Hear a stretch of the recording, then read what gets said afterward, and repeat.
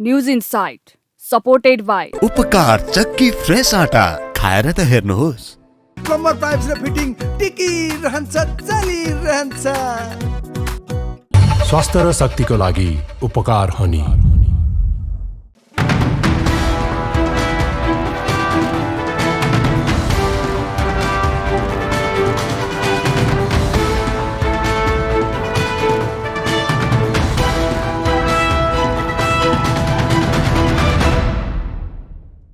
नमस्कार, तपाईं news insight हेर्दै हुनुहुन्छ र म सुमन ढुङ्गाना।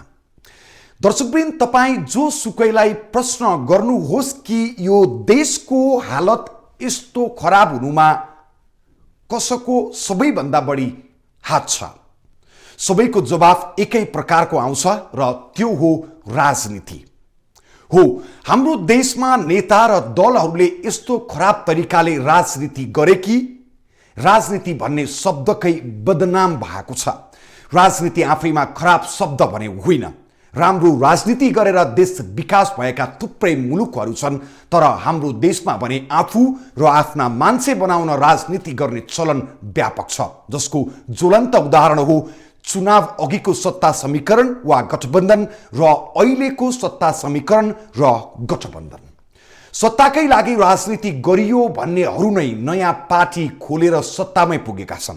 हो, अहिलेको सरकार बहुरङ्गी छ र यो सरकारमा पनि विवादित व्यक्तिहरू मन्त्री भएका छन्, जसका कारण जनताको लागि यो सरकार पनि जुन जोगी आए पनि कानै चिरेको जस्तो भएको छ।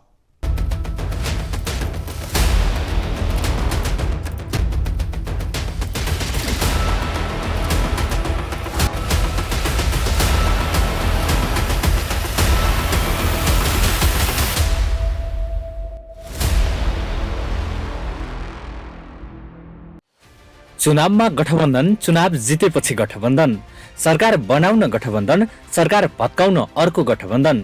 गठबन्धन नेपाली राजनीतिको नियति जस्तै बनिरहेको छ। दलहरूको गठबन्धन बन्नु र भत्कनुलाई विश्लेषकहरूले स्वार्थको राजनीतिक भएको टिप्पणी गरिरहेका छन्, तर नेताहरूले भने गठबन्धन बन्नु र भत्कनुलाई स्वार्थको राजनीति भएको स्वीकार गर्दैनन्। नेताहरूका अनुसार गठबन्धन बन्नु र भत्कनु बाध्यता हो। हुन त नेपाली राजनीतिमा गठबन्धनको आयु कति हो यसै भन्न सकिन्न, तर तत्कालीन काङ्ग्रेस नेतृत्वको 5 दलीय गठबन्धन भत्किएर अहिले अर्को गठबन्धन बनेको छ। त्यही गठबन्धनको सहयोगमा माओवादी केन्द्रका अध्यक्ष पुष्पकमल दाहाल प्रधानमन्त्री बनेका छन्। दाहालको नेतृत्वमा बनेको वर्तमान गठबन्धनको सरकारमा बहुरङ्गी दलहरू सहभागी छन्। विचार, सिद्धान्त र उनीहरूका घोषणा पत्र हेर्दा त्यसलाई पुष्टि गर्छ, तर सरकारमा सहभागी नेताहरूले निर्वाचनबाट जनताले दिएको जनादेश अनुसारको सरकार बनेको भन्दै त्यसको बचाउ गरिरहेका छन्। सत्ता प्राप्तिकै लागि मात्र गठबन्धन बनेकाले यो जनताप्रतिको धोका भएको जानकारहरू बताउँछन्। सबै सरकारको चरित्र कसरी देखियो सुरुदेखि नै भने कि खालि सत्तामा जाने र सत्तामा बस्ने मात्रै प्रवृत्ति देखियो, किन सरकार गठनको प्रक्रिया नै त्यसरी सुरुवात भयो। हिजो एउटासँग गठबन्धन गरिरहेकोमा सरकारको नेतृत्व लिनको निम्ति अर्कोसँग गठबन्धन गर्ने जुन प्रवृत्ति विकास भयो, त्यो विकासले के देखियो भन्दाखेरि मलाई राष्ट्रप्रतिको कुनै अर्थ छैन, मलाई जनताप्रतिको पनि कुनै अर्थ छैन भन्ने कुरो देखियो।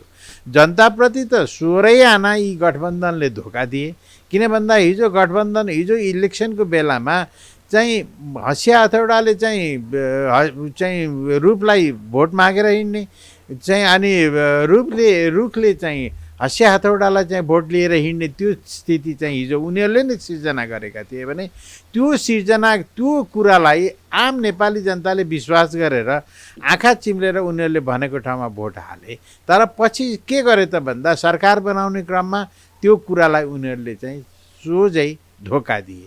यसरी जनताको विचार र जनताको चाहनामाथि चाहिँ खेलबाड गर्नु कुनै राजनैतिक दलको उद्देश्य राखिनु हुँदैन। त्यो 16 आना त्यो गलत हो। त्यसले के कुरो प्रश्न हुन्छ भन्दाखेरि सरकार देश निर्माणको लागि आएको छैन, सरकार जनताको लागि आएको होइन, सरकार खालि सत्तामा कसरी जाने भन्ने एउटा सोचाइले मात्र अगाडि बढेको छ भन्ने कुरो देखियो र त्यो कुरा सरकारको यो करिब हुन त 1 महिनाभित्रमै अब सरकारको चाहिँ ठिक र बेठिक भनेर आलोचना गर्नु वा चाहिँ समर्थन गर्नु कतिसम्म उचित हुन्छ त्यो मलाई थाहा छैन। तर मलाई के लाग्छ भन्दा सरकारको यो 1 महिनाकै गतिविधिहरू हेर्ने हो भने पनि सरकारले सही बाटोबाट अगाडि बढ्न लागेको छ भनेर अङ्कित गर्न चाहिँ सकिँदैन। जस्तो सरकार बन्न पनि गठबन्धन, सरकार भत्काउनु परे पनि गठबन्धन नै बन्छ। यसलाई चाहिँ राजनीतिक दलहरूले प्राय कसरी बचाउ गरिरहेका छन् चाहिँ यो हाम्रो बाध्यता हो भनेर यसको बचाउ गरिरहेको जस्तो देखिन्छ। यसलाई चाहिँ नागरिकले पनि त्यसरी हो यो बाध्यतै हो भनेर बुझ्ने कि कसरी बुझ्ने? होइन, यो बाध्यता होइन, यो जनतामाथिको खेलबाड हो, जनताको विचार र भावनामाथिको चाहिँ खेलबाड हो। किन भन्दाखेरि हिजो चुनावमा के हुनुपर्थ्यो भन्दा सबै राजनैतिक दलहरूले जनतामा आफ्नो पकड कति छ, जनतामा चाहिँ आफ्नो विचारहरूलाई कसरी स्थापित गर्न सकिन्छ भनेर अगाडि बढ्नु पर्थ्यो। तर त्यो किसिमको स्थिति देखिएन। सबै के भन्दा गठबन्धन, हिजो गठबन्धन गरे, के को लागि गठबन्धन गरे भन्दा सत्ताको लागि गठबन्धन गरे, होइन, सत्तामा जानको निम्ति गठबन्धन गरे। त्यसले गर्दाखेरि उनीहरूले बाध्यता भन्ने कुरो हुँदैन। किन भन्दा आम नेपाली जनतामा राजनैतिक दलको प्रभाव कति छ भनेर जाँच्ने आधार के त गठबन्धन हो कि त्यो राजनैतिक दलको सिद्धान्त र विचार हो, त्यो नेतामाथिको विश्वास हो। त्यसैले मलाई गठबन्धन यो बाध्यता हो भनेर चाहिँ माफी दिन चाहिँ सकिँदैन। जतिखेर अब अलिकति यिनीहरूको बिचमा अलिकति कुरा नमिल्ने बित्तिकै मलाई लाग्छ गठबन्धन खतरामा छ। वर्तमान सरकारमा 4 जना उपप्रधान सहित 19 मन्त्री र 3 राज्य मन्त्री छन्, जसको नेतृत्व प्रधानमन्त्री दाहालले गरिरहेका छन्। नेकपा एमाले, नेकपा माओवादी केन्द्र, राष्ट्रिय प्रजातन्त्र पार्टी, राष्ट्रिय स्वतन्त्र पार्टी र जनमत गरी 5 वटा दलबाट 19 मन्त्री र 3 राज्य मन्त्री छन्। उसो त मन्त्रीमण्डलमा 4 जनालाई उपप्रधानमन्त्री बनाएको विषयमा पनि सरकारको आलोचना भइरहेको छ। तर उपप्रधानमन्त्री समेत रहेका गृहमन्त्री रवि लामिछानेले उपप्रधानमन्त्रीको पदले राज्यलाई भार नपर्ने दावी गर्छन्। दलीय सहमति अनुसार उपप्रधानमन्त्री थपिएकाले यो मर्यादा क्रम मात्र भएको भन्दै त्यसको बचाउ गरिरहेका छन्। उपप्रधानमन्त्रीको पदले राज्यलाई भार नपर्ने उपप्रधान एवं गृहमन्त्री लामिछानेको दावीमा भने सत्यता देखिँदैन। उपप्रधानमन्त्री थपिँदा राज्यलाई कति भार थपिन्छ भन्ने कुरा सरकारलाई हेक्का नभएको होइन। सुरुवातमा जसरी सत्ताको समीकरण बन्दै थियो त्यो बन्दै गर्दाखेरिका कुराहरू र बिस्तारै दलहरू थपिँदै गर्दाखेरि भएका कुराहरू हुन्।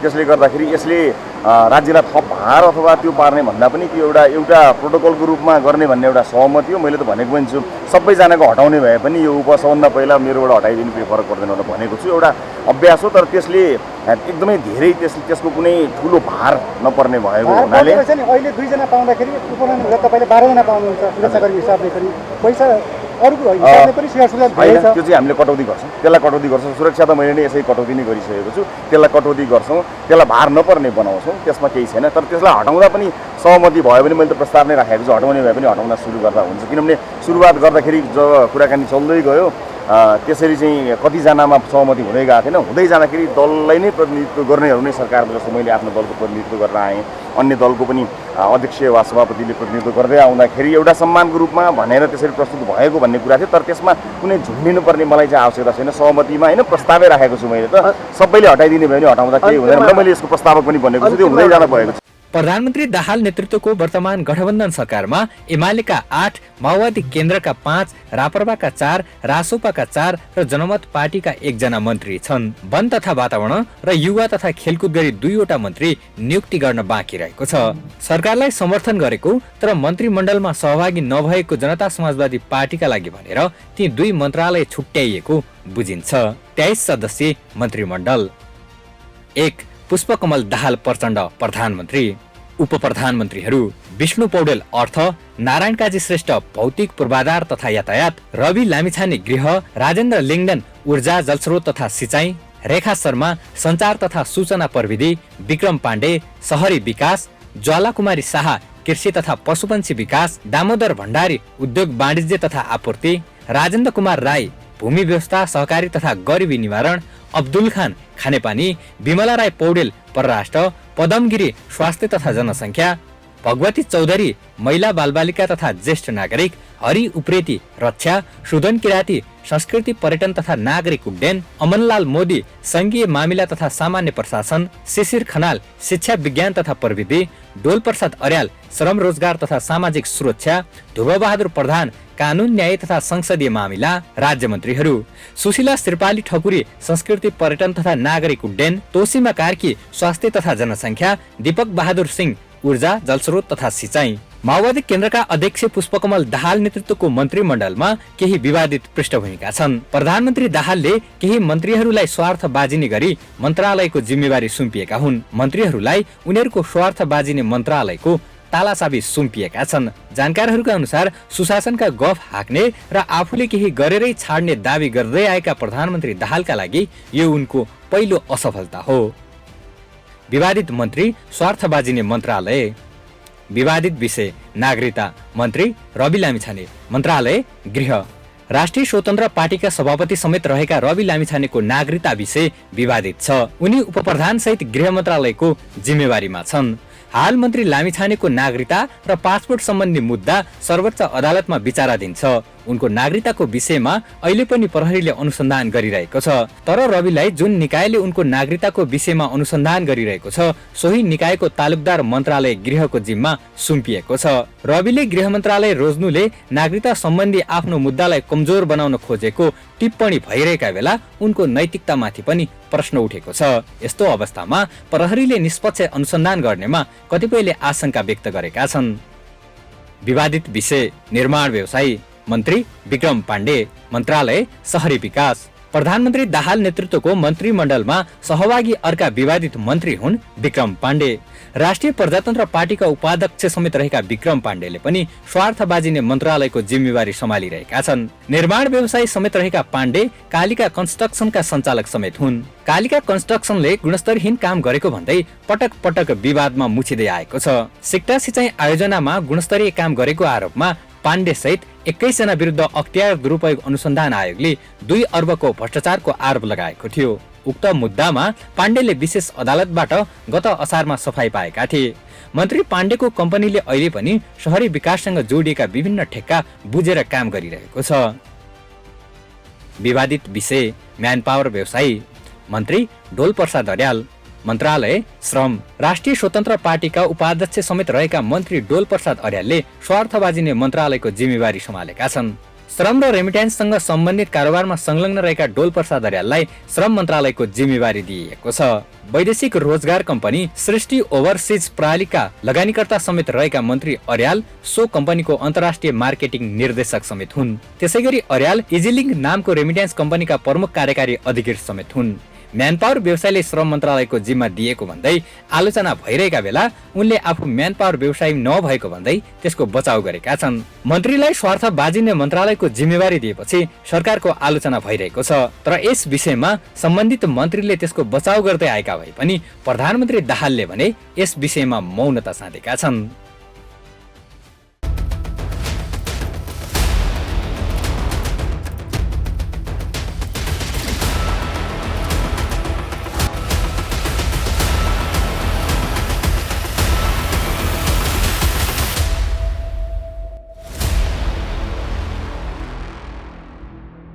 देशमा पुराना राजनीतिक दलहरूलाई विस्थापित गर्न आवश्यक रहेको आवाज खुबै गुन्जियो। फलस्वरूप स्थानीय तहको चुनावमा काठमाडौँ, धरान जस्ता प्रमुख सहरहरूमा जनताले स्वतन्त्र व्यक्तिलाई जिताए। तर अहिले ती व्यक्तिले पनि केही लछारपाटो लगाउन सकेको अवस्था छैन। त्यस्तै मक्सिरमा सम्पन्न चुनावमा पनि राष्ट्रिय स्वतन्त्र पार्टीलाई जिताए जनताले। तर अहिले त्यो पार्टी पुरानै पार्टीसँग मिलेर पदको बार्गेनिङ मात्र गरेन, विवादित व्यक्तिहरूलाई मन्त्री बनायो भने सुरुवाती चरणकै काममा विवादित बन्दै गएका छन् त्यहाँका मन्त्रीहरू पनि। तपाईलाई न्युज इनसाइटमा पुनः जोड्नेछौँ। राजनीतिलाई सम्भावनाको खेल भन्ने गरिन्छ। 2 वर्ष अघि शेरबहादुर देउवा र अहिले पुष्पकमल दाहाल प्रचण्डलाई प्रधानमन्त्री बन्ने जो अवसर प्राप्त भयो त्यसले राजनीतिमा चमत्कारकै उदाहरण दिन्छ। तर राजनैतिक चमत्कारका कारण पुष्पकमल दाहाल तेस्रो पटक प्रधानमन्त्री बन्न त सफल भएका छन्, तर उनीमाथि चुनौतीका पहाडहरू पनि उत्तिकै अग्ला देखिन्छन्।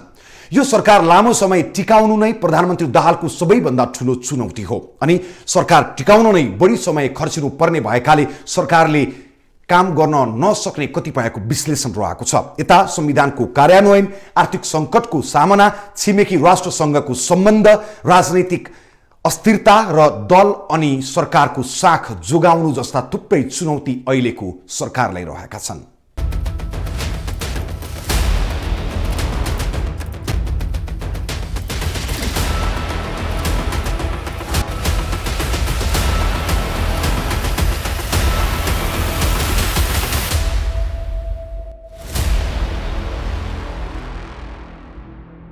नेकपा माओवादी केन्द्रका अध्यक्ष पुष्पकमल दाहाललाई प्रधानमन्त्रीमा नियुक्तिका लागि राष्ट्रपति कहाँ सिफारिस गर्ने 7 दल र केही स्वतन्त्र सांसद थिए। तर पुष 26 गते संसदमा विश्वासको मत लिँदा प्रधानमन्त्री दाहाललाई संसदको करिब 49% समर्थन मिल्यो।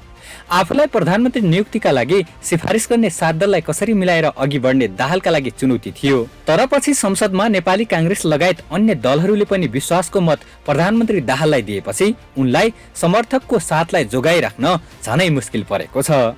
प्रधानमन्त्रीले सबैको समर्थन पाउनुभयो, प्रधानमन्त्री शक्तिशाली हुनुभयो भन्ने पनि एउटा अर्थ होला, तर मलाई यो अर्थमा विश्वास लाग्दैन। मलाई चाहिँ के लाग्छ भने यो समर्थन चाहिँ अनावश्यक बोझ जस्तो होइन। ऋण खाएको दिन ऋण त धेरै पैसा आउँछ नि, ओहो क्या आज मसँग थुप्रै पैसा भयो भन्ने जस्तो लाग्छ। तर पछि ऋणको जब सामा ब्याज भुक्तानी गर्नुपर्ने हुन्छ अनि त्यतिखेर थाहा हुन्छ नि त ऋण खाएको कति गाह्रो छ भन्ने। यो समर्थन प्रधानमन्त्रीको लागि त्यस्तै बोझ हो, ऋण हो जस्तो मलाई लाग्छ। जब उहाँले सामा ब्याज भुक्तानी गर्नुपर्ने बेला आउँछ, यसले चाहिँ उहाँको सरकारलाई चाहिँ निकै कमजोर बनाउँछ भन्ने मलाई लाग्छ। अनि राष्ट्रपतिमा दुईटै पार्टीहरूले अपेक्षा गरेको देखिन्छ। एकातिर एमाले भन्दैछ कि यो गठबन्धन अनुसारै हुन्छ, अर्कोतिर कङ्ग्रेसले भन्दैछ कि प्रधानमन्त्रीले हामीलाई सपोर्ट गर्नुहुन्छ। यो त प्रचण्डको अग्नि परीक्षा भयो नि। यदि उहाँले एमालेको उम्मेदवारलाई सहयोग गर्नु भएन भने सायद गठबन्धन टुट्ला। अब काङ्ग्रेसलाई सहयोगलाई गर्नु भएन भने सायद काङ्ग्रेसले समर्थन फिर्ता लिएला। उहाँहरूको या भित्र के कुराकानी भएको थियो त्यो कुराकानीमा विश्वसनीयता चाहिँ खण्डित होला। त्यसैले यो राष्ट्रपतिको चुनावमा को आउँछ, कुन पार्टीको उम्मेदवारले जित्छ भन्ने कुरामा मान्छेहरूको यसपालि त्यति ठुलो जिज्ञासा छैन। यो किन संवैधानिक पद पनि हो, जो आए पनि उसले संवैधानिक राष्ट्रपतिको भूमिका गर्ने हो। तर अब यो प्रधानमन्त्रीको कतापट्टि हो होइन, एमालेसँगको गठबन्धन कन्टिन्यू गर्नेतिर हो कि कङ्ग्रेसलाई उहाँले केही वचन दिनुभएको भन्ने कुराको अग्नि परीक्षा चाहिँ त्यो चुनावले गर्छ।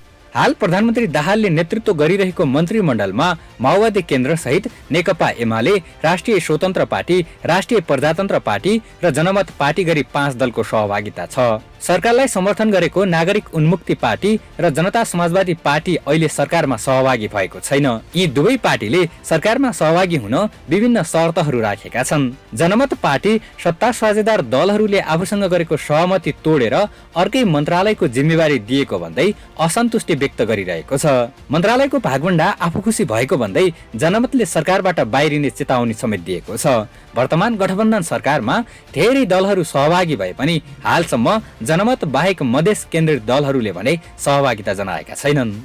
अब अहिले मधेस केन्द्रित भनेको मूलतः 4वटा दलहरू संसदमा छन् होइन, जसपा, लोसपा, नागरिक उन्मुक्ति र जनमत पार्टी। अब यो 4वटै पार्टीहरू चाहिँ अहिलेको सरकारसँग चाहिँ सन्तुष्ट देखिँदैनन्। तीमध्ये 3वटाले 4वटाले विश्वासको मत दिएका छन्। एउटा जनमत पार्टी सरकारमा सामेल छ, अरू 3टा सरकारमा सामेल पनि छैनन् र जनमत पार्टी पनि सरकारमा सामेल भएर पनि सन्तुष्ट देखिँदैन मन्त्रालय बाँडफाँडको विषयलाई लिएर। त्यसो हुनाले यो एउटा क्राइसिसै हो। पोलिटिकल्ली मधेस केन्द्रित दलहरूले नेपालको एउटा ठुलै जनमत र मनोविज्ञानको चाहिँ प्रतिनिधित्व गर्छन् र यति ठुलो बृहत आकारको गठबन्धन बन्दाखेरि पनि किन 4वटै दलहरू असन्तुष्ट रहे भन्ने चिजले चाहिँ नेपालको दीर्घकालीन राजनीतिमा केही न केही अर्थ राख्छ भन्ने मलाई लाग्छ। प्रधानमन्त्री दाहाललाई विश्वासको मत दिएको जनता समाजवादी पार्टी सरकारमा सहभागी छैन। जसपालाई सरकारमा सहभागी गराउन प्रधानमन्त्री दाहाल प्रयासरत भए पनि उनको प्रयास सफल हुन सकिरहेको छैन। त्यसो त प्रधानमन्त्री दाहालले जसपाका लागि छुट्याएका 2 मन्त्रालय वन तथा वातावरण र युवा तथा खेलकुद आफैसँग राखेका छन्। सरकारमा सहभागी हुने विषयमा जसपा अझै पनि टुङ्गोमा नपुग्दा दुईवटा मन्त्रालय नेतृत्वविहीन छन्। सरकारमा सहभागी हुनु पहिले जसपाले उपराष्ट्रपतिको सुनिश्चितता खोज्दै यथास्थितिमा सरकारमा सहभागी नहुने अडान रहेको सत्तारूढ दलका नेताहरू बताउँछन्। एमालेसँगको सहमतिमा उपराष्ट्रपति माओवादीको भागमा परेकाले माओवादी पनि छोड्ने पक्षमा देखिँदैन। तर जसपाका नेताहरूले भने सरकारमा सहभागिताका लागि थप छलफलको आवश्यकता रहेको बताएका छन्। जनता समाजवादी पार्टीले पुसको 18 र 19 गते 2 दिन आफ्नो राजनीतिक समितिको बैठकबाट गरेको निर्णय सरकारको न्यूनतम साझा कार्यक्रम तथा प्रचण्ड सरकारकै शक्ति बाँडफाँड दुईटा कुरामा पार्टीले आफ्नो साम्यता देख्यो भने मात्र सरकारको मन्त्री परिषदमा सामेल हुने भनेर निर्णय गरेको थियो। अन्यथा हामी सरकारमा समर्थित छँदैछौँ। 7 दल संयन्त्रमा छौँ छैनौँ भन्ने कुरो उहाँहरूको डिसिजनमा निर्भर गर्छ। साझा न्यूनतम कार्यक्रममा हामीले आफ्नो साम्यता देख्यौँ, ठिकै छ। तर हाम्रो भनाइ के छ भने न्यूनतम कार्यक्रमहरू पुस्तकालयको शोभा होइन कि तपाईँलाई क्रियान्वयन पक्षमा जानुपर्दछ। जहाँसम्म शक्ति बाँडफाँडको कुरो छ, शक्ति बाँडफाँड सम्बन्धमा हामीले के देख्यौँ भने एक दिन प्रचण्डजी र केपी ओलीजी बालकोटमा ओली निवासको छतमा 5 घण्टासम्म घाम बैठक गर्नुभयो र सो 5 घण्टे बैठकको निर्णय सोही दिन बेलुका 7 दललाई बोलाएर सुनाउनु भयो। छलफल खासै भएन। सो निर्णय मान्नेहरू सरकारमा छन्।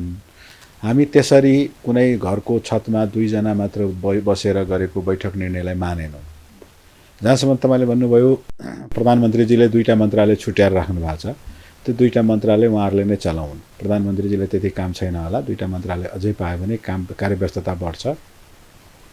त्यो 2टै मन्त्रालय उहाँलाई नै धन्यवाद। हामी सरकारमा छौँ, सरकारमै सामेल छौँ। सरकारको 7 दलीय संयन्त्रको 7 दलीय गठबन्धनको हामी अङ्ग हौँ। 7 दलको संयन्त्रबाट शक्ति बाँडफाँड सम्बन्धी गरेका अन्य निर्णयहरू, कहाँ मुख्यमन्त्री बनाउने, कहाँ तपाईँलाई सभामुख बनाउने, यी सबै निर्णयहरू हामीले मानेका पनि छौँ। तर मन्त्री परिषद सम्बन्धी निर्णयमा हाम्रो चित्त बुझेन। हाम्रो भनाइ के छ भनेपछि अझै छलफल हुनुपर्दछ। थप छलफल प्रचण्डजीले हामीसँग गर्नुपर्दछ, ओलीजीले हामीसँग थप छलफल गर्नुपर्दछ र 7 दलीय संयन्त्रकै बिचमा सो छलफललाई टुङ्ग्याउनु पर्दछ। त्यो शक्ति बाँडफाँडमा यो मन्त्रालय चाहिन्छ, फलानु सभामुख चाहिन्छ, फलानु मुख्यमन्त्री चाहिन्छ भनेर हामीले भनेका थिएनौँ। सुरुदेखि हामीले उहाँलाई के निवेदन गर्दै थियौँ भने करिब 34-35 वटा पद छन्, संवैधानिक पद, जुन यो वर्तमान मन्त्री परिषदले टुङ्ग्याउनु पर्दछ, वर्तमान 7 दलीय संयन्त्रले टुङ्ग्याउनु पर्दछ। ती भनेका राष्ट्रपतिदेखि लिएर प्रदेश सभाका उपसभामुखसम्म सबै विन विन हुने पोजिसनमा टुङ्ग्याउँ। मेरो गोरुको 12 टका, मलाई नै यो चाहिन्छ भनेर अहिलेसम्म हामीले कुनै माग पत्र प्रस्तुत पनि गरेका छैनौँ। एक थान मन्त्री पदको लागि जसपा मरिहत्ते गर्ने पार्टी पनि होइन। हामी मूल्य मान्यता सिद्धान्तमा अडिग पार्टी हौँ। मूल्य मान्यता सिद्धान्तका आधारमा जनताले हामीलाई प्रतिपक्षमा बस्ने भूमिका दिएको थियो, तर प्रतिपक्षमा रहेको अड्डी गरेको भए आज नेपालमा सरकारै निर्माण गर्न सकिन्नथ्यो। प्रतिनिधि सभाले कुनै पनि सरकार दिन सक्दैनथ्यो। हामी एक प्रकारले लयल भएर अलि झुकेरै तपाईँलाई एउटा सरकारलाई निर्माण हुन सहयोग पुर्याएका हौँ र त्यो अनुसार प्रचण्डजीको सरकार निर्माण पनि भएको हो। नभए जनताले दिएको जनादेश अनुसार त यो प्रतिनिधि सभामा कसैलाई सरकार बनाउने एक्लो स्पष्ट बहुमत दिएन। यतिसम्म कि 2वटा पार्टी मिल्दा पनि नबन्ने रहेछ, अनि मात्र तपाईँलाई 7-7 वटा पार्टी मिल्यो। यस्तो सापेक्षमा हामीले मद्दत गरेका हौँ। हामीले सरकार बनाउन मद्दत गरेको, उहाँहरू सरकार बन्नुभयो, प्रधानमन्त्री बन्नुभयो, मन्त्री परिषदहरू बाँडफाँड गर्नुभयो, उहाँहरूलाई हाम्रो शुभकामना छ। अब सरकारले राम्ररी काम कसरी गर्छ, जनताको काम कसरी डेलिभरी गर्छ, जनतालाई आफ्नो कामबाट कसरी सन्तुष्ट गर्छ भन्ने कुरा हामी एउटा 7 दलीय संयन्त्रमा रहेर एउटा जिम्मेवार दलको हिसाबले मूल्याङ्कन गर्छौँ। र यो मन्त्री परिषदमा जाने कुरो, हामी एक थान मन्त्रीको लागि मरिहत्ते गर्ने पार्टी पनि होइनौँ, मन्त्री पदमा जानको लागि लालायत पनि होइनौँ।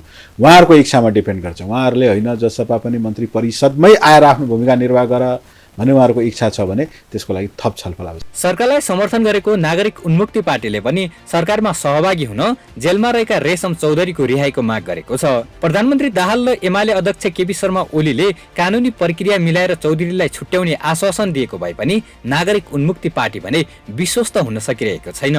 हाम्रो त पहिले पनि अहिले पनि अब कुरा के भयो भने अब रेशम चौधरीको बारेमा अब जुन चाहिँ संरक्षक हुनुहुन्छ उहाँको बारेमा पहिला छोड्नु पर्यो, रिहा गर्नु पर्यो, उहाँ लगायतका राजबन्दीको। यदि चाहिँ उहाँलाई कारबाही हो भने पनि अब यथार्थ किन चाहिँ 2-4 दिनमा राख्ने मुद्दालाई फाइनल गर्नु पर्यो, यथार्थ के हो, न्याय हामीले न्याय पाउनु पर्यो। त्यसमा चाहिँ दोषी म छैन, निर्दोष हो भन्ने कुरा छ र त्यही माग मेन छ। अहिले प्रधानमन्त्रीले अथवा एमाले अध्यक्ष केपी शर्मा ओलीले समेत पनि हामी छुटाउँछौँ भन्ने खालको जुन खालको नागरिक उन्मुक्ति पार्टीलाई आश्वासन दिइरहेको छ नि, त्यो आश्वासनमा विश्वस्त हुने आधारहरू छ कि छैन, अथवा विश्वास गर्ने आधार के देख्नुहुन्छ तपाईँ? अब अहिले सबभन्दा नेपालमा सबभन्दा बोलीमा ठेगान नभएको र आश्वासन देखेको मान्छेमा चाहिँ केपी ओली र प्रचण्ड हुन्, हो कि नै? अब हिजो के बनाएको छ, मैले प्रचण्डलाई प्रधानमन्त्री चाहिँ मान्नु भनेको त मलाई बौलाकोले टोकेको छैन भनेर केपी ओलीले भन्नुभएको छ। अब बौलाकोले नटोकेको मान्छे त त्यसको 2 दिन पछि प्रचण्डलाई समर्थन गर्नुभयो होइन, पुरा मिडिया संसारले देखाएको छ। प्रचण्डले भनेको छ म यो गठबन्धन कुनै हालतमा छोड्दैन, केपी ओलीले प्रस्ताव ल्याए पनि मन्त्री हुँदैन भन्ने खालका कुराहरू आएको छन्। अब उहाँहरूको बिचहरूमा यो राजनीतिक दौरानमा सबभन्दा चाहिँ विचार परिवर्तन गर्ने, सरकारमा गयो भने एउटा, प्रतिपक्षमा गयो भने एउटा, रोडमा गयो भने एउटा, पूर्व गयो भने एउटा, पश्चिममा गयो भने एउटा, जुन मान्छे मिल्यो त्यही किसिमको त्यो आश्वासन दिने कुराहरूमा उहाँहरू खप्पिस मान्छे हो, खप्पिस हो र उहाँहरूको ठेगाना छैन। यथार्थ मैले यो व्यक्तिगत कुरा गरेको हो। त्यस्तो भएको हुनाले अब हाम्रो संरक्षक रेशम चौधरी र उहाँहरूको डाइरेक्ट कुराकानी भएको छ। मैले गएर पनि कुराकानी गर्ने भनेको थिएँ, मैले आफूले कुराकानी हामीले गर्दाखेरि उहाँहरूको डाइरेक्ट कुराकानी भइरहेको। अब मलाई विश्वासै छैन, अब उहाँहरूले लिखित दिनुभएको छैन, लिखित दिनुपर्छ भनाइ मेरो हो र उहाँहरूकोले चाहिँ थपथपाउने कामहरू गर्नुभएको छ। म व्यक्तिगतमा त विश्वासमा छैन। प्रतिनिधि सभामा पुस 26 गते प्रधानमन्त्री दाहाललाई विश्वासको मत दिने 4 मधेस केन्द्रित दलहरू सरकारप्रति असन्तुष्ट छन्। सरकारमा सहभागी जनमत पार्टीले आफ्नो माग सम्बोधन नभए बाहिरिने चेतावनी दिइसकेको छ। त्यसबाहेक जनता समाजवादी पार्टी, लोकतान्त्रिक समाजवादी पार्टी र नागरिक उन्मुक्ति पार्टीले सरकारमा सहभागिताका लागि विभिन्न शर्तहरू अघि सार्दै बार्गेनिङ गर्दै आएका छन्। प्रायजसो विगतका अधिकांश सरकारमा सहभागी बन्दै आएका मधेस केन्द्रित दलहरू यति बेला प्रतिपक्षको बेन्चमा बस्नुपर्ने अवस्था आएको छ।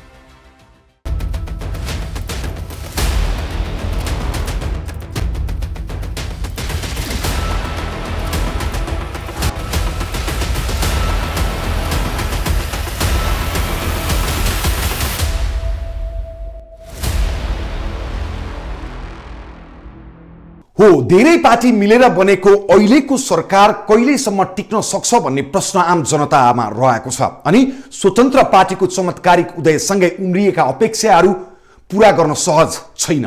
यता जनताको दैनिक जीवन झन्झट कष्टकर बन्दै गइराखेको छ। स्वास्थ्य, शिक्षा जस्ता राज्यका सरकारको विषयमा दलाल पुँजीपति र माफिया तन्त्र हावी छ। सिङ्गो राज्यको चरित्र बदल्छु भनेर विद्रोह गरेर आएका प्रचण्डका एजेन्डालाई संविधानले संस्थागत गरिदियो, तर कार्यान्वयन हुन सकेको भनी छैन।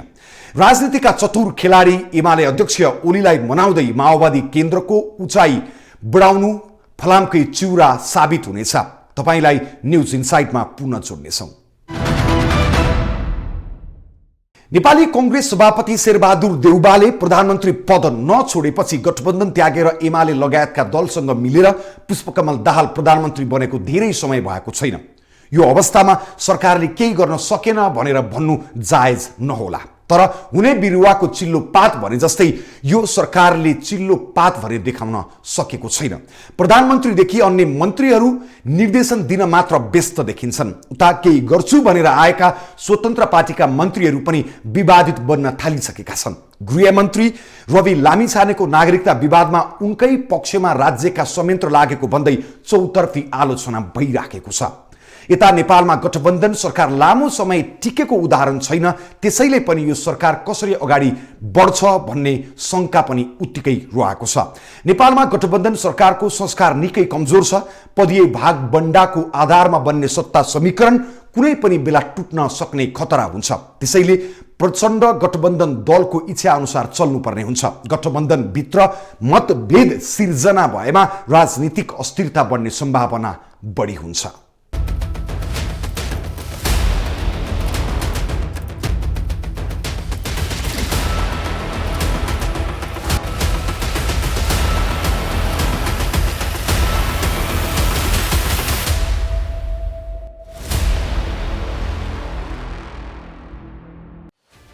नेकपा माओवादी केन्द्रका अध्यक्ष पुष्पकमल दाहाल प्रधानमन्त्री बनेको 1 महिना बितिसकेको छ। सिङ्गो संसदको भारी बहुमत प्राप्त गरेका प्रधानमन्त्री दाहाल तेस्रो पटक प्रधानमन्त्री बनेका हुन्। विभिन्न दलहरू मिलेर बनेको वर्तमान गठबन्धन सरकारको अहिले नै मूल्याङ्कन गर्नुपर्ने बेला भइसकेको छैन। तर सरकारको सुरुवाती अवस्था हेरेर आगामी दिनबारे अनुमान लगाउन गाह्रो भने छैन। प्रधानमन्त्रीदेखि मन्त्रीहरू कामभन्दा बढी प्रचारबाजीमा व्यस्त देखिएका छन्। कर्मचारी तन्त्रमाथि मन्त्रीहरू निर्देशनमाथि निर्देशन दिन रमाइरहेका छन्। निश्चित रूपमा केही समस्याहरू छन् भन्ने कुरा चाहिँ पत्रकार साथीहरूले पनि यो कुरा बुझेर जनसंविधालाई प्रश्न पार्दिन पनि म अनुरोध गर्न चाहन्छु र त्यसले केही समय लिन्छ भन्ने कुरामा पनि बुझिदिनु हुन पनि म अनुरोध गर्न चाहन्छु। तर म फेरि दोहोऱ्याएर भन्छु, तमासा हेरेर बस्ने स्थिति छैन। अप्ठ्यारो छ, जनताले दुःख पाएका छन्, विकास निर्माणको अनुभूति गर्न पाएका छैनन्। तर पनि यस्तै हो भनेर बस्न सकिन्न। सकारात्मक गुणात्मक हस्तक्षेप गरिन्छ, सबैलाई जिम्मेवारी बोध गराएर समन्वयात्मक ढङ्गले काम गराइन्छ। जसले कमजोरी गर्छ वा गैर जिम्मेवार काम गर्छ, कारबाहीको प्रक्रिया पनि हामी जान्छौँ। अब हामीलाई बिजनेस प्लान चाहियो, हुँदैन यसरी। प्रत्येक दिन यो निगमको रिपोर्ट अब हामीलाई मन्त्रालयमा चाहिन्छ। कुन जहाज कहाँ, कति मिनेट, कति घन्टा डिले भयो, किन भयो, कुन जहाज कहाँ, कहिले, कसरी त्यसको चक्का हरायो, मुसाले तार काट्यो, त्यसको रिपोर्ट हामीलाई चाहिन्छ। त्यो हामीले पनि त जहाजको जवाब दिनु पर्यो नि त। बेलुका हामीलाई सोध्छ मान्छे। अब त्यतिखेर मैले हतार फोन कसलाई गर्ने, सचिवजीलाई गर्नेतिर लाग्नु भएन। मन्त्रालयबाट म फर्किँदाखेरि जहाजको रिपोर्ट हेर्दै फर्किनु, म ढिलै फर्किन्छु। कहिले कहिले त 11 पनि बज्दैछ राति। म 8 बजी 7 बजीसम्म त अनिवार्य हुन्छु मन्त्रालयमा। 9 बज्छ धेरै त। यसको रिपोर्ट के माध्यमबाट तपाईँहरूले पठाउने? रिपोर्ट मलाई चाहिन्छ, मन्त्रालयलाई रिपोर्ट चाहिन्छ। हामी एउटा जनताको सेवाको रूपमा हामी छौँ नि आज उभिएका। सबैजना एउटै हामी हिसाबले काम गरिरहेको अवस्था छ। कोहीको कम होला, कोहीको बढी होला, कोहीको क्षमता कम होला, कोहीको कम होला, कोहीको बढी होला। तर एउटा हामीले, मेरो एउटा दायित्व के बन्न जान्छ भने निर्देशन दिने दायित्व बन्न जान्छ। फेरि एउटा मन्त्री भएको हिसाबले एउटा अनुगमनको माध्यमबाट कुन कर्मचारीलाई कसरी संरक्षण गर्ने कामप्रति जो विशेष मिहिनेत दिन रात गरेछ भने त्यसको पुरस्कारको पनि व्यवस्था गर्नुपर्ने हुन्छ, प्रमोसनको व्यवस्था गरिदिनु पर्ने हुन्छ। राम्रो गर्नेलाई राम्रो तरिकाले यदि उत्साहित बनाइदियो भने त्यो अझ मिहिनेत गर्दै जान्छ। मिहिनेतलाई कहिले पनि भुल गर्दैन। यदि मिहिनेत गर्यो अनि फेरि पनि त्यो भित्रबाट कोही मान्छे उछिटिएर कोही खराब मान्छे आयो भने उसको हिम्मत घट्दै जान्छ। मिहिनेत गरे पनि केही नहुँदो रहेछ, खराबै काम गर्नुपर्ने रहेछ, खराबैको बाटो देखाइदिन्छ। यो चिजबाट होसियार हुन जरुरी छ। भएको बजेटलाई हामी सदुपयोग गर्ने, काखा पाखा नगरिकन कर्मचारीलाई सही तरिकाले सही निर्देश सही बाटोमा हिँड्नको लागि कडाइको साथ निर्देशन गर्न जरुरी छ। र त्यो निर्देशनमा तपाईँहरू हिँड्नु हुनेछ भने म विश्वास गरेको छु पक्कै पनि तपाईँहरू पालना गर्नुहुनेछ। किनकि कृषि सम्बन्धी आएका बढी कर्मचारीहरू पक्कै एउटा मिहिनेत, एउटा ग्राउन्ड रियालिटीबाट गुज्रेर आएको हिसाबले पक्कै पनि जनताको समस्या, पक्कै पनि किसानको समस्या बुझेरै अगाडि बढिरहनु भएको छ। तपाईँहरू सरकारको नेतृत्व गणतन्त्रको पक्षपाती मानिएका दाहालले गरिरहेका छन्। तर सरकारमा राजावादी दलहरूको समेत सहभागिता छ। साथै अहिलेको व्यवस्थादेखि गणतन्त्र र संहितामाथि नै प्रश्न उठाउनेहरू पनि यही सरकारमा सहभागी छन्। त्यसमाथि पनि सरकारमा सहभागी दलहरू एकअर्काप्रति सशङ्कित रहेको प्रश्न बुझिन्छ, जसको पछिल्लो उदाहरण हो उच्च स्तरीय राजनैतिक संयन्त्र। एउटै सरकारमा विपरीत विचार र सिद्धान्त बोकेका दलहरू सहभागी बन्नु र त्यसमाथि पनि उनीहरू एक अर्काप्रति सशङ्कित हुनुले सरकारको आगामी दिन त्यति सहज देखिँदैन। नागरिकमाथि त धोका भइसक्यो। नागरिकले त के अपेक्षा गर्ने? नागरिकले त देखिसक्यो। हिजो विश्वास गरेका जनप्रतिनिधिहरूले जुन किसिमले नागरिकका विचारहरूमाथि नागरिकको सम्पत्तिमाथि जुन किसिमको चाहिँ अघोषित अब एउटा आन्दोलन छेडिरहेका छन् भने त्यो त धोका भइसकेको छ यिनीहरूबाट त। त्यसले गर्दाखेरि यिनीहरूबाट अब सरकारले अथवा अब आम नेपाली जनताले चाहिँ अब विश्वास गर्न सक्ने स्थिति छ जस्तो मलाई लाग्छ। होइन, नेपालमा अहिले जुन प्रकारको संसद बनेको छ र संसदभित्र जुन प्रकारको समीकरण बनेको छ त्यसमा चाहिँ केही अप्राकृतिक र अराजनीतिक प्रवृत्तिहरू चरित्रहरू हावी भएको देखिन्छ। हाम्रो अहिलेको चुनाव भनेको चाहिँ प्री इलेक्सन अलायन्स भन्छ नि, निर्वाचन पूर्वको गठबन्धन थियो र सामान्यतया लोकतन्त्रमा कि त निर्वाचन पूर्वको गठबन्धन गर्नु हुँदैन कि त निर्वाचन पूर्व गठबन्धन गरिसकेपछि त्यो संसदको कार्य अवधिभरि चाहिँ त्यो गठबन्धनलाई कायम राख्नुपर्ने हुन्छ। अहिले दुइटै चिज हुन सकेन हैन। अर्को कुरो, नेपाली कांग्रेसले सरकारलाई समर्थन दिएर विश्वासको मत दिएर म प्रतिपक्षी दल हुँ भनेर दाबी गर्यो र संसद सचिवालयले उसलाई चाहिँ जुन मान्यता दियो त्यो पनि अराजनीतिक हो त्यो हैन। अब कानुनी रूपमा त उहाँहरू मिलेर गर्नु होला, अब उहाँहरू नै निर्णय गर्ने ठाउँमा हुनुहुन्छ, तपाईँ हामीहरूले आपत्ति गरेर के गर्ने। तर त्यसको एउटा सैद्धान्तिक विश्लेषण गर्ने हो भने त्यो पनि गलत चरित्र हो हैन। त्यसैले अहिले पार्लियामेन्ट र सरकार जसरी चलिरहेछ यो चाहिँ एउटा गम्भीर राजनीति भन्दा पनि अलि स्टन्टबाजीतिर हैन र गणितमा आधारित सङ्ख्यामा आधारित समीकरण बन्न पुगिरहेछ, राजनीतिक समीकरण होइन। अहिलेको गठबन्धनको सरकारबाट जनताले चाहिँ के अपेक्षा गर्न सक्छन्? अहिलेको गठबन्धनको सरकारबाट त्यति धेरै ठुलो कुनै नयाँ कुरा होला भन्ने मलाई चाहिँ लागेको छैन। दैनिक शासन प्रशासन चलाउने कुरालाई मात्रै उहाँहरूले अलिकति सुधार गर्न सक्नुभयो भने सायद त्यही नै ठुलो उपलब्धि होला, तर संरचनात्मक सुधारहरू हुन सक्ने आधारहरू चाहिँ छैन। सत्ता प्राप्तिका लागि गठबन्धन गरेका दलहरू अहिले सरकारमा पुगेको र उनीहरूसँग कुनै ठोस योजना समेत नभएको टिप्पणी गर्न थालिएको छ। तर जे जस्तो भए पनि प्रधानमन्त्री दाहालका लागि र उनको पार्टीका लागि यो एउटा सुवर्ण अवसर पनि हो। पहिलो पटक र दोस्रो पटक 9 महिना मात्र सरकारको नेतृत्व गर्ने अवसर पाएका दाहाल अहिले पुनः तेस्रो पटक तेस्रो शक्ति भएर पनि सरकारको नेतृत्व गरिरहेका छन्। यस्तो अवस्थामा नागरिकका अपेक्षा सरकारको प्राथमिकताबाट बाहिरिए त्यो आम निराशाको विषय हुने र सरकार असफल भएको ठहरिने भएकाले अब असफल हुने छुट सरकारलाई छैन।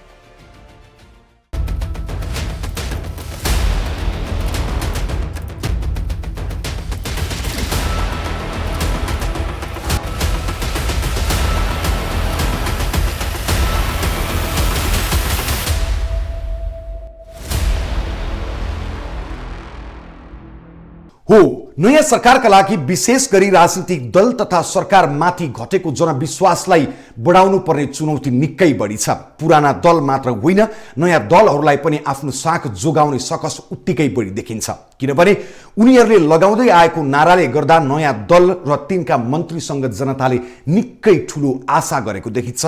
तर अहिलेकै अवस्था हेर्ने हो भने पनि उनीहरूले त्यो जनआशा पूरा गर्ने सम्भावना घट्दै गएको भान भइरहेको छ। वर्तमान सरकारलाई चुनौतीको पहाडले घेरेको भन्दै गर्दा मिलेर अगाडि बढ्न र जनप्रिय काम गर्न अवसर कति छैन भन्न पक्कै खोजिएको होइन। त्यसैले सरकारको ध्यान सबै मिल्ने र जनप्रिय काम गर्नमै जाओस्, हामी यति भन्छौँ। अहिलेलाई बिदा दिनुहोस्, तपाईलाई न्युजसँग निरन्तर जोड्नेछौँ।